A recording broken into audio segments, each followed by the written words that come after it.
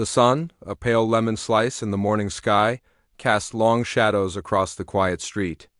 Inside a small second-floor apartment, Eleanor Vance was already awake. The world outside her window was just beginning to stir, but her world had been up for hours. At 86, sleep was a fragile visitor, often leaving her well before the dawn. She moved slowly, deliberately, her joints a quiet chorus of aches that had become her constant companions. Her apartment was a museum of a life well lived. Every piece of furniture had a story, every photograph on the wall a captured moment of joy. The largest, a black-and-white portrait on the mantelpiece, showed a handsome, laughing man with his arm around a younger, radiant Eleanor. That was Arthur. 5 years had passed since he'd left her, and the silence he left behind was still the loudest sound in the room. Her routine was everything. It was the skeleton that held her days together. First, a cup of weak tea with 1 sugar, just how she liked it. Then she would water her small collection of ferns on the windowsill, their green fronds a stubborn protest against the gray city. Today was Tuesday. Tuesdays were for her special trip. It was the one day a week she ventured further than the local market for bread and milk. Tuesdays were for the daily grind. She took great care in getting ready. She chose her favorite sky blue cardigan, the one Arthur had always said brought out the color of her eyes, and pinned her silver hair into a neat bun at the nape of her neck. Satisfied, she picked up her worn leather purse and her keys, their gentle jingle a small promise of adventure. She locked the door behind her, the click of the bolt sounding final and a little lonely. The bus ride was an ordeal in itself. The city bus was a microcosm of a world that had moved on without her. It was a noisy, rumbling box filled with people who seemed to exist in their own private bubbles. Most of them stared down at small, glowing rectangles in their hands, their faces illuminated by an unnatural light, their thumbs dancing across the screens. They laughed at videos she couldn't see, typed messages to people she didn't know, and listened to music through tiny white buds in their ears, shutting out the world. Eleanor sat by the window, her hands folded neatly in her lap, feeling like an artifact from a forgotten time. No one made eye contact. No one spoke. She remembered when bus rides were different, when people would chat about the weather or nod a good morning to a stranger. Now, the only sounds were the automated voice announcing the next stop and the muffled thump of bass from a teenager's headphones. She was just a quiet, blue-clad shape taking up a seat when the bus pulled up near the city center. She pulled the cord above her window and the bell dinged. "Thank you," she said softly to the driver as she got off. But he didn't seem to hear, his eyes already fixed on his rearview mirror, watching the stream of people board. She stood on the pavement for a moment, gathering herself before stepping into the current of fast-walking bodies. The sidewalk was a river of purpose, and she was a small, fragile pebble, being nudged and bumped by the rushing tide. A young woman in a sharp business suit, talking urgently into her phone, clipped Eleanor's shoulder. "Sorry," the woman muttered without breaking her stride or looking back. The apology was empty, a reflex. Eleanor wasn't a person to her. She was just an obstacle, and then she was there. The daily grind, the name felt aggressive to her, a place that prided itself on speed and noise. The moment she pulled the heavy glass door open, a wave of sound and smell washed over her. It was the roar of an espresso machine, hissing and steaming like an angry dragon. It was the low, thumping bass of some kind of modern music that felt more like a vibration in her chest than a melody. And it was the smell-strong, bitter coffee mixed with the sickly sweet scent of syrups and the warm, buttery aroma of baked goods. It was a place for the young, the quick, the connected. They sat at small tables with laptops open, typed furiously and talked in loud, confident voices. Eleanor felt her shoulders tighten. She was a drop of tea in a sea of espresso, but she was here for a reason. Tucked away in a glass display case at the far end of the counter were the almond croissants. They were golden brown, flaky, and dusted with powdered sugar. They weren't exactly like the ones Arthur used to buy from that little French bakery near their first apartment, but they were close. Close enough to bring a flicker of his memory back to life. She could almost hear him saying, "Go on, Ellie, a little treat won't hurt." And so she came, every Tuesday to buy a croissant and a cup of tea, and to sit for a few minutes with the ghost of her husband. She took her place at the end of the long, snaking line. She clutched her purse to her chest, a small anchor in the chaos. She watched the young people in front of her. They ordered with a kind of confident shorthand. Venti, skinny, extra hot, no foam latte. Iced caramel macchiato, half sweet. The words were a foreign language to her. The line moved fast, but she felt like she was standing still. People flowed around her, their conversations a blur of noise about work deadlines, weekend plans, and television shows she'd never heard of. A couple next to her laughed, their heads bent together over a single phone. She felt a pang of loneliness so sharp it almost took her breath away. It wasn't just that Arthur was gone. It was that the entire world she had known, the world of simple pleasures and quiet connections, seemed to have vanished too. She began to feel herself fade. It was a strange sensation, like being a photograph that was slowly losing its color. The barista behind the counter, a young man with a beard and intricate tattoos covering his arms, moved with a frantic energy. He was good at his job, but his eyes were always looking past the current customer, already processing the next order. When Eleanor finally reached the front of the line after what felt like an eternity, he didn't see her. He looked right through her, over her shoulder, and shouted, "Next!" to the college student standing behind her. Eleanor's heart gave a little flutter of panic. She had been waiting. She was here. She cleared her throat, a small dry sound that was instantly swallowed by the noise of the shop. She was just an elderly woman in a blue cardigan, a quiet splash of the past in a loud, modern world. And in that moment she was completely, utterly invisible. The young man's voice, sharp and loud, cut through the noise like a knife. "Next!" Eleanor felt a jolt, a small electric shock of surprise. Had she been daydreaming? She looked around. The line had moved, yes, but she was still standing right there, her purse clutched in her hands, her body forming the very end of the queue. The college student behind her took a half-step forward, his eyes already on the menu board, ready to place his order. The barista hadn't seen her. It was as if she were made of glass. A familiar wave of heat washed over her, the kind she felt when she was embarrassed or flustered. Her heart began to beat a little faster, a frantic drum against her ribs. She took a small breath, the air thick with the smell of coffee and sugar. She had to say something. She cleared her throat, a small, dry sound that was completely swallowed by the hiss of the espresso machine and the thumping bass of the music. It felt like trying to shout in a hurricane. She tried again, a little louder this time. "Excuse me," she said. Her voice, usually soft and a little thin from age, sounded frail even to her own ears. "I was here." The barista, a young man with a neatly trimmed beard and a maze of black tattoos snaking up both his arms, finally turned his head. His eyes, a tired shade of blue, landed on her. But he didn't really see her. He saw an old woman, a delay, a problem in his fast-moving world. He let out a breath, a long, slow puff of air that was pure impatience. It wasn't a word, but it said everything. It said, "Asterisk, what do you want?" "Can't you see I'm busy?" "Asterisk, what can I get you?" he asked, his tone flat, devoid of any warmth. He was already looking down, his fingers poised over the colorful screen of the cash register. Eleanor felt her hands begin to tremble. She hated this feeling, this loss of control over her own body. It happened when she was nervous or upset. She gripped the strap of her purse tighter, trying to steady herself. I would like a cup of tea, please."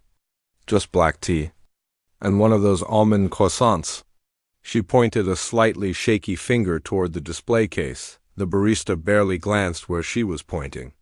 He tapped the screen a few times. "Anything else?" "No, that's all." "Thank you," she added, the politeness a habit she couldn't break. Even when it wasn't returned, the total was a little over $6. Eleanor carefully opened her purse. It was an old thing, the leather worn smooth and soft in some places, cracked and peeling in others.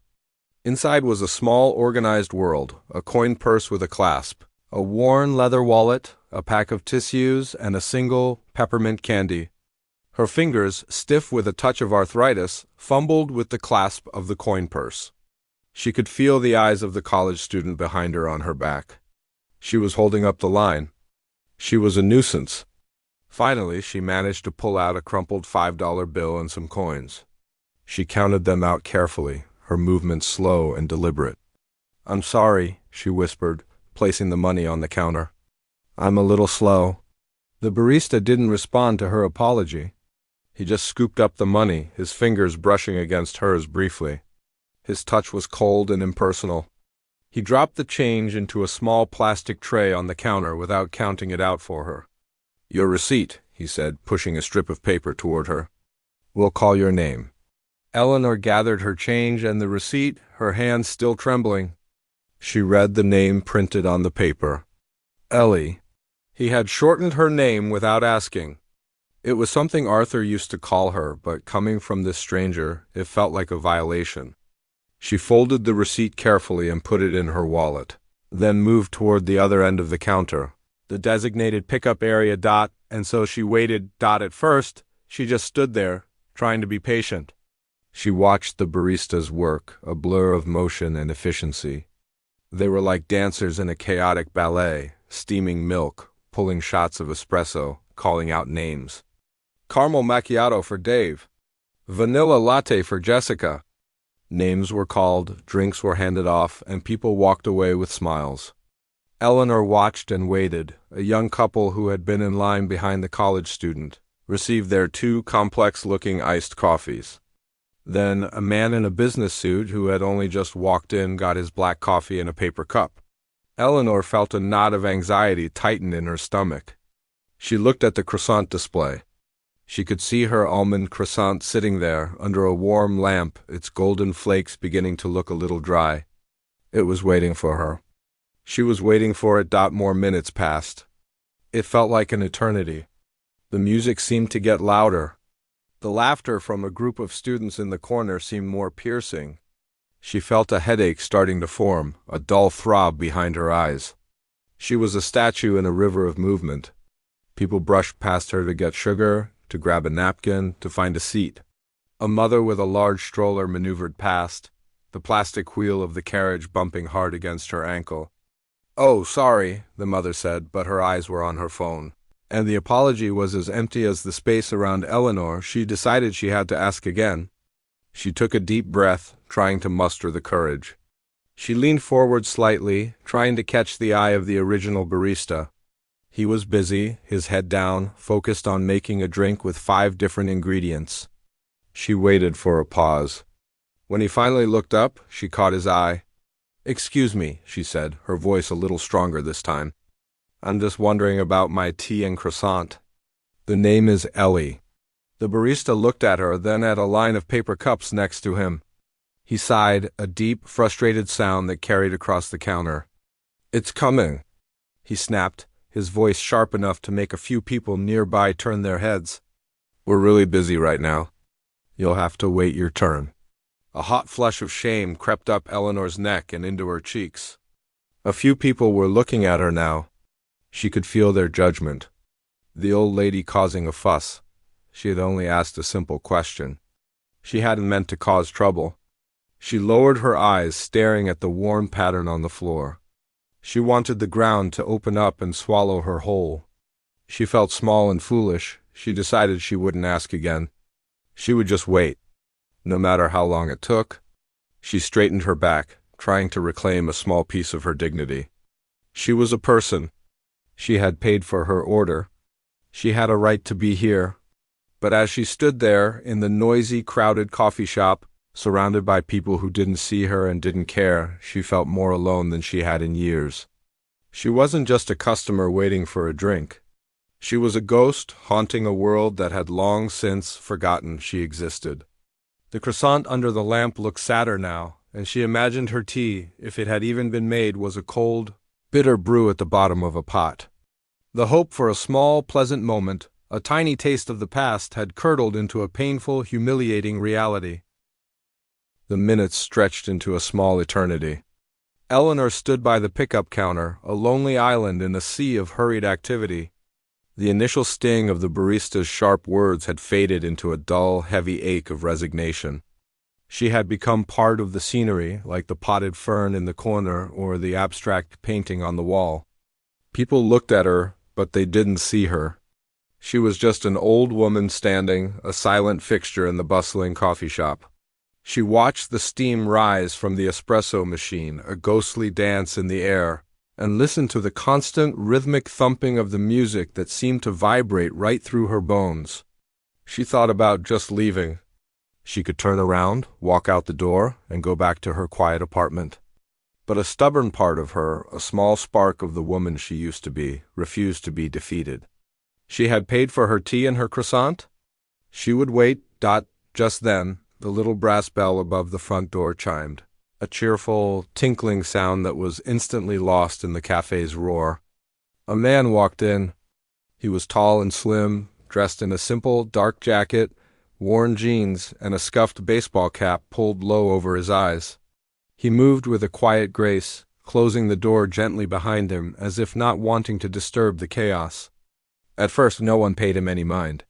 He was just another customer, another body joining the throng.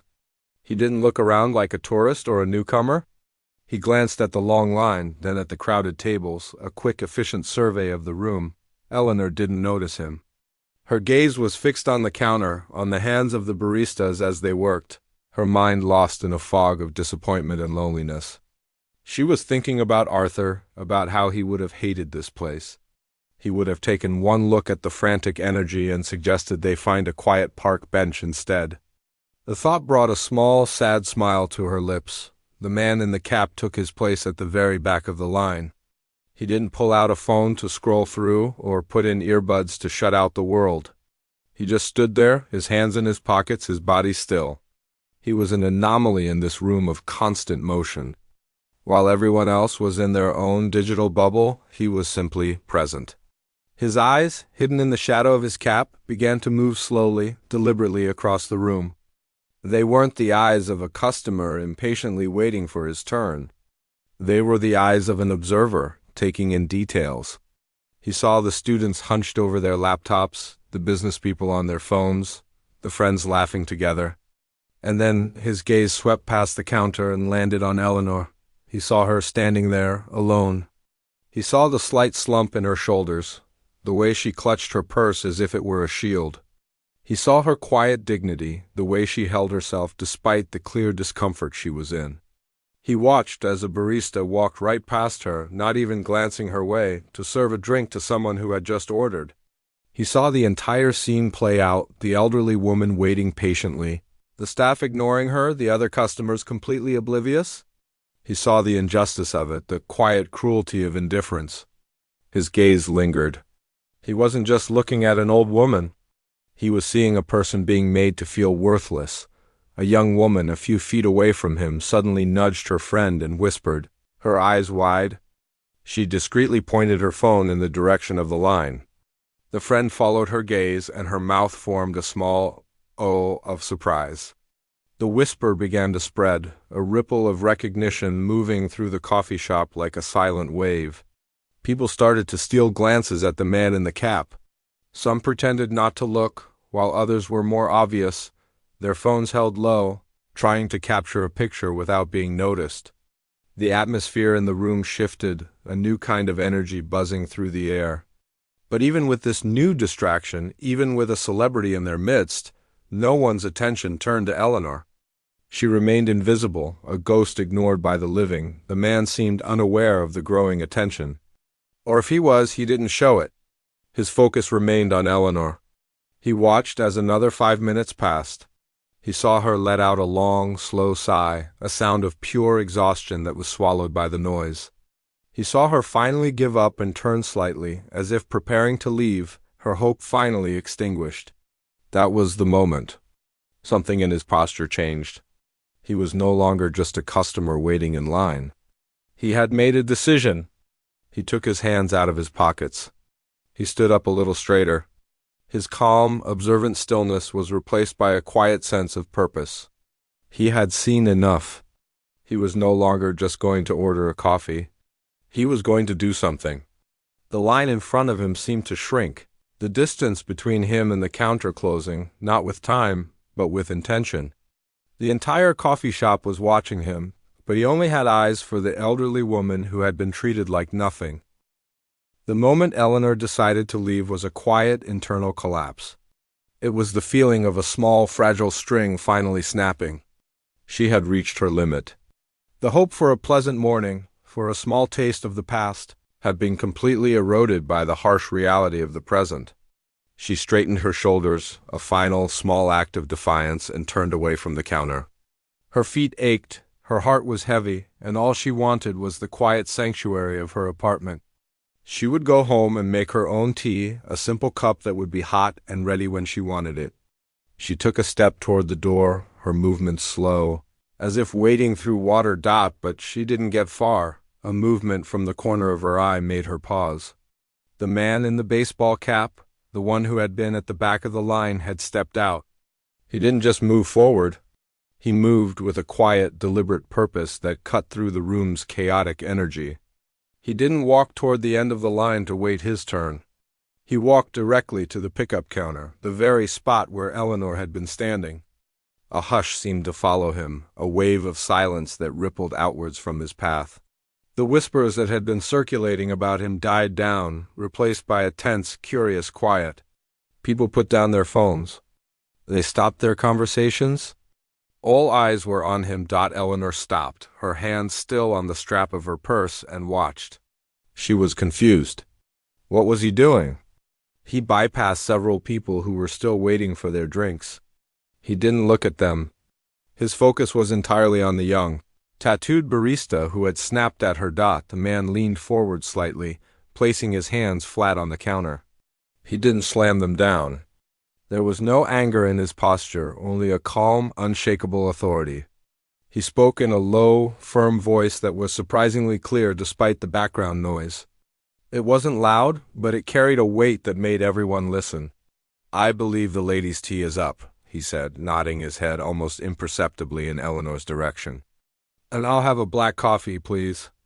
But her order comes first." The barista, who had been in the middle of steaming milk, froze. He looked up, his mouth slightly open. For a second, his face was a mask of annoyance, ready to tell this customer to wait his turn. But then his eyes met the man's. He saw the quiet intensity in his gaze. He saw the worn baseball cap, the familiar set of his jaw. The annoyance melted away, replaced by a sudden, dawning recognition. His eyes widened. His face went pale.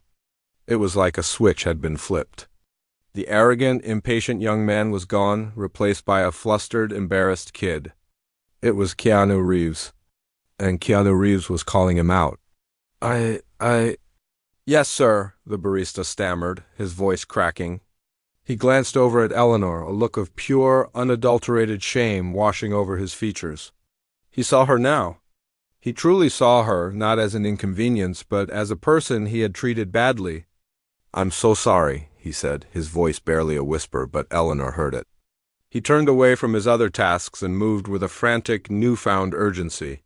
He grabbed a paper cup, filled it with hot water, dropped in a tea bag, and carefully placed it on a saucer. Then, with a pair of tongs, he plucked the lonely almond croissant from the display case and placed it in a small paper bag. He did it all in under 30 seconds, a speed he hadn't managed in the 20 minutes. Eleanor had been waiting. He placed the tea and the croissant on the counter and looked at the man. "It's on the house," he said, his voice trembling slightly. "For both of you." Keanu Reeves gave a small, almost imperceptible nod. He picked up the tea and the croissant, then turned and walked toward Eleanor. The entire coffee shop was silent, every eye following his every move. It was as if they were watching a scene in a movie, except this was real, and it was happening right in front of them. Eleanor stood frozen, her heart pounding in her chest. She felt a strange mix of emotions, confusion, embarrassment, and a flicker of something else, something warm and surprising. This famous man, this actor she had seen on screen, had stepped in for her. He had seen her when no one else had. He stopped in front of her. He was taller than she'd thought. Up close, she could see the kindness in his eyes, the gentle lines around them that suggested he smiled more than he frowned. "Here you are," he said, his voice soft and gentle. He held out the tea and the croissant to her. Eleanor took them, her hands trembling slightly. The warmth of the cup seeped into her cold fingers. "Thank you," she whispered, her voice catching in her throat. "You didn't have to do that." "It was the right thing to do," he said simply. He glanced around the crowded room. "It looks like all the tables are taken. Mind if I join you for a moment?" Before she could answer, he spotted a small, empty table in the corner, the one she had been hoping to sit at before everything went wrong. He led the way, placing her tea and croissant down before pulling out a chair for her. It was a gesture of old-fashioned courtesy that she hadn't experienced in years. She sat down, feeling a little dazed. As if she were in a dream, he sat down opposite her, placing his own black coffee on the table. He didn't say anything at first. He just sat there, giving her a moment to settle. He looked at her not as an old woman, but as a person. He saw the sky-blue cardigan, the silver locket around her neck, the well-worn book peeking out of her purse. "I'm sorry you had a rough time," he said finally. His voice quiet, Eleanor looked down at her tea, a blush creeping up her neck. "It's all right," she said, though it wasn't. "People are busy." "No excuse," he said, his tone firm but kind. "Everyone deserves a little kindness, especially on a Tuesday." A small smile touched Eleanor's lips. He had a way of putting her at ease. He wasn't a movie star in that moment. He was just a kind man sitting across from her. He noticed the book in her purse. "Are you enjoying that?" he asked, nodding toward it. Eleanor was taken aback. No one had asked her about her reading in years. She pulled the book out. It was a well-loved copy of a classic novel. "Oh, yes," she said, her voice growing a little stronger. "I've read it before, many years ago. It's like visiting an old friend." He nodded, genuinely interested. "That's the best kind of book. The ones that stay with you." They sat in comfortable silence for a moment. Eleanor took a sip of her tea. It was perfect, hot and comforting. She broke off a piece of her croissant. It was flaky and delicious. It tasted like victory. He didn't talk about movies or fame. He didn't treat her like a fan or a curiosity. He asked her about her day, about the locket she was wearing. She told him, without going into too much detail, that it had been a gift from her late husband. He listened with an intensity that made her feel like she was the most important person in the room. He was giving her the one thing she had been starved of all morning, his undivided attention. The entire coffee shop was watching. They weren't seeing a celebrity interacting with a fan. They were seeing a masterclass in human decency. They were seeing a man use his notoriety not to get special treatment for himself, but to give it to someone who had been denied it. The staff behind the counter worked in silence, their movements slower, more thoughtful. The customers sat, their phones forgotten on their tables, their faces reflecting a mixture of awe and a little bit of shame. They were all learning a lesson, a quiet, powerful lesson about seeing the people who are often invisible. And in the middle of it all, an elderly woman in a sky-blue cardigan was finally being treated like she mattered. The conversation didn't last long, but it felt like a lifetime. After a few more minutes of easy, gentle talk, the man glanced at his watch, a simple, unadorned thing on his wrist. It was a quiet signal that his time was up. He had a world to get back to, a world of movie sets and interviews, a world that was a universe away from this small, noisy coffee shop. He stood up, and Eleanor felt a small pang of disappointment, like a child whose story time is ending too soon. "It was a true pleasure to meet you," he said, his voice warm and sincere. He gave her a small, genuine smile that reached his eyes, crinkling the corners in a way that made him look kind and familiar. "Enjoy your croissant." Eleanor looked up at him, 1,000 questions on her lips, but she could only manage a whispered, "Thank you." He gave a slight, almost imperceptible nod to the room, a silent acknowledgement of the watching crowd, and then he turned and walked out. He moved with the same quiet grace he had entered, pulling the heavy glass door open and stepping out onto the busy street. The door clicked shut behind him, and the spell was broken. For a moment, there was a profound silence in the daily grind. The espresso machine seemed to pause its hissing. The thumping bass of the music faded into the background. Everyone was processing what they had just witnessed. It wasn't just a celebrity sighting. It was a lesson. And the lesson had just walked out the door. The silence was broken by the manager, a middle-aged woman with a kind face who had been watching everything from the office. She rushed out from behind the counter, her expression a mixture of shock and deep embarrassment. She walked directly to Eleanor's table. "I am so sorry," she said, her voice thick with genuine remorse.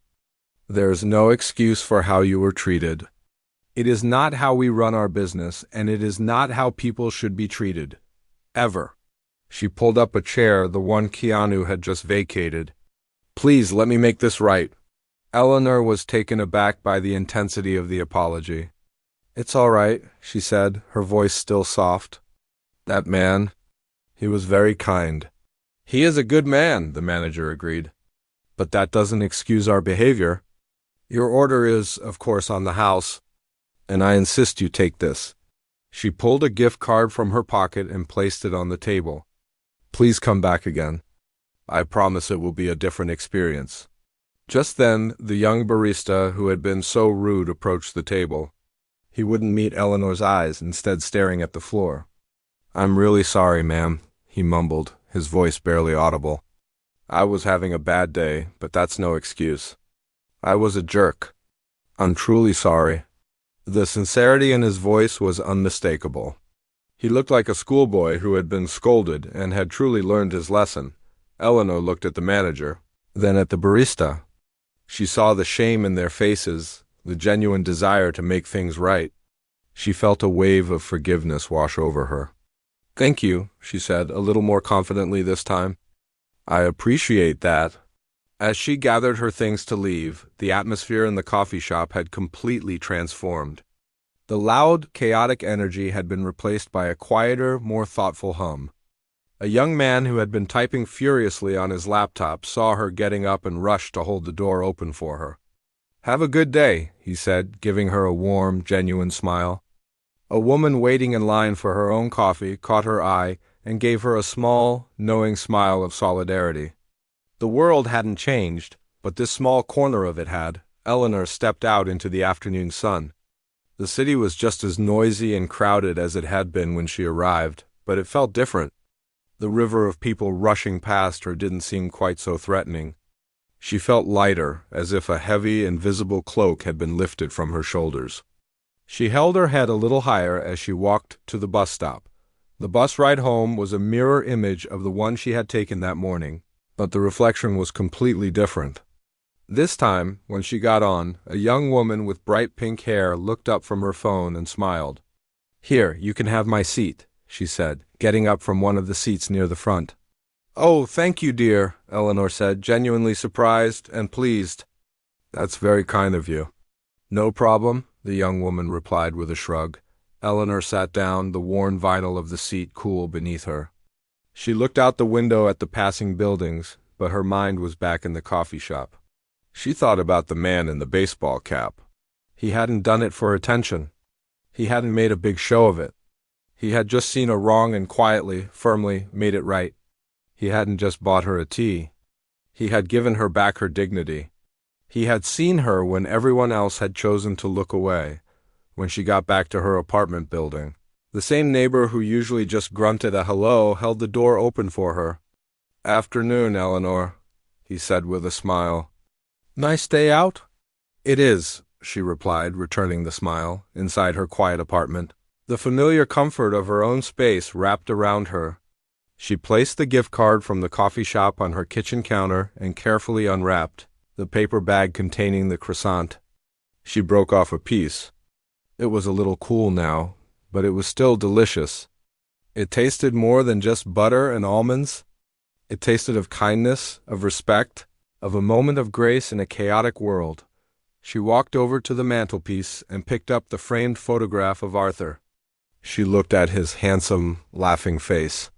"You won't believe the day I've had, Arthur," she said softly to the picture. The strangest, most wonderful thing happened. She told him the whole story, from the rude barista to the quiet intervention, from the kind conversation to the changed atmosphere on the bus home. As she spoke, she felt a warmth spread through her chest that had nothing to do with the tea she was sipping. She realized that the man's kindness wasn't a gift that was meant to be kept to herself. It was meant to be shared, not by telling the story over and over, but by passing it on. She would go back to the daily grind, not next Tuesday, but maybe tomorrow. And she would smile at the barista. And she would hold the door open for someone else. She would try to see the people who were invisible, just as she had been seen. The world outside her window hadn't changed. It was still loud and fast and sometimes cruel, but her world had changed. A single person had taken a few minutes out of his day to show a little bit of decency, and in doing so, he had reminded her of her own worth.